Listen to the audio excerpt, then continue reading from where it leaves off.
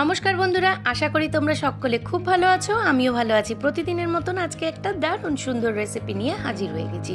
সেটা কি বলো তো? হ্যাঁ, ঠিক ধরেছ, বুঝেই গেছো কি, চিকেন বিরিয়ানি।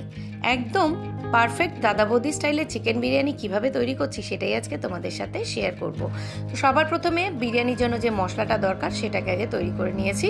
এখানে যেহেতু 1 কিলো চালের রেশিওতে করা হচ্ছে, আমি এখানে 12টা মতন এলাচ নিয়েছি, 10-12টা মতন লবঙ্গ, 10-12টা গোলমরিচ, 2টো জাবিত্রী, আর নিয়েছি দারচিনির যে ডাল থাকে সেটা, আর সামান্য জায়ফল আমি ভেঙে এর মধ্যে নিয়ে নিয়েছি। জায়ফলটাকে আমি ভাজিনি, ড্রাই রোস্ট করিনি। তো সমস্ত মশলাগুলোকে ড্রাই রোস্ট করে নিয়ে আমি মিক্সার গ্রাইন্ডারে গুঁড়ো করে নিয়েছি। একটা পাত্রের মধ্যে আমি সাদা তেল নিয়ে নিয়েছি, তাতে আমি এখন কিছুটা পেঁয়াজ ভেজে নিচ্ছি। তো এই প্রসেসটা একেবারেই এক পাকে রান্না হবে।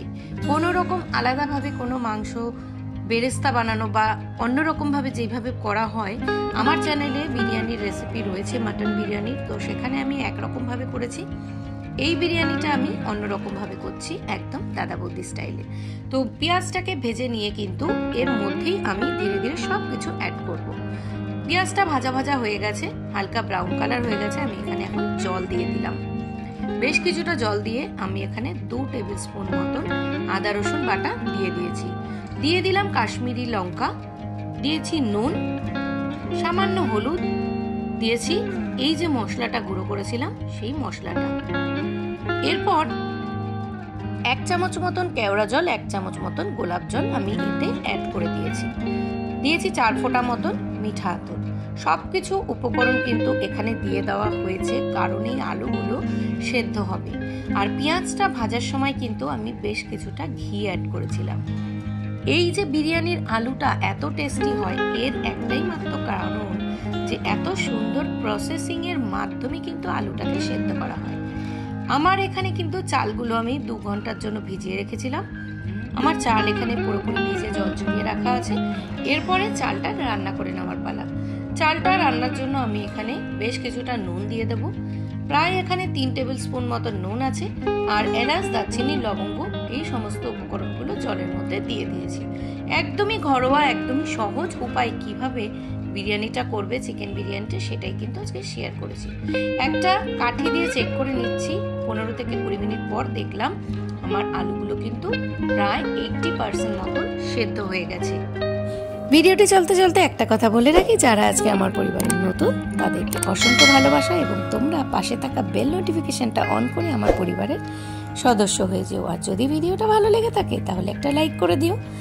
আর এখন আমি আলুগুলো কিন্তু তুলে নিয়ে এখন কিন্তু আমি সব চিকেনগুলোকে এর মধ্যে দিয়ে দিয়েছি। আমি চিকেনটা কিন্তু আগে থেকে কোনো রকমভাবেই কোনো ম্যারিনেট করিনি। একদম সহজ উপায়ে চট জলদি কিভাবে বিরিয়ানিটা করবে সেটাই কিন্তু আমি তুলে ধরেছি, তাও আবার দাদা বৌদি স্টাইলে। এরপরে আমি দিয়ে দিয়েছি 1/2 কাপের থেকে একটু বেশি পরিমাণ টক দই। এই সমস্ত উপকরণ, সমস্ত মশলাগুলো দিয়ে কিন্তু চিকেনটাকে ভালো করে নাড়াচাড়া করে বেশ কিছুক্ষণ ঢাকা চাপা দিয়ে রেখে দেবো 30 মিনিটসের জন্য। 30 মিনিট পর যখন ঢাকাটা খুলবো তখনই দেখবো যে অর্ধেকটা প্রায় সেদ্ধ হয়ে গেছে। আর এখানে কিন্তু আমার জলটা প্রায় পুরো ফুটে গেছে। এরপর আমি কিন্তু যে চালটা ভিজিয়ে রেখেছিলাম সেই চালটা কিন্তু আমি এখানে দিয়ে দিলাম। চালটাকে প্রায় 10 মিনিট মতন রাখলেই চালটা সেদ্ধ হয়ে যাবে। তো চালের ওপর ডিপেন্ড করছে কি ধরনের চাল সেটা। দেখো চালটা কিন্তু প্রায় এখানে আমার 60 to 70% মতন সেদ্ধ হয়েছে। এইরকম প্রসেসেই কিন্তু নাবিয়ে নিতে হবে, না হলে কিন্তু যে খোলা খোলা যে একটা ব্যাপার থাকে চালটা ঝরঝরে, সেই ব্যাপারটা কিন্তু হবে না। তো আমার এখানে কিন্তু মাংসও পুরো রেডি, আমার ভাতটাও পুরো কমপ্লিট।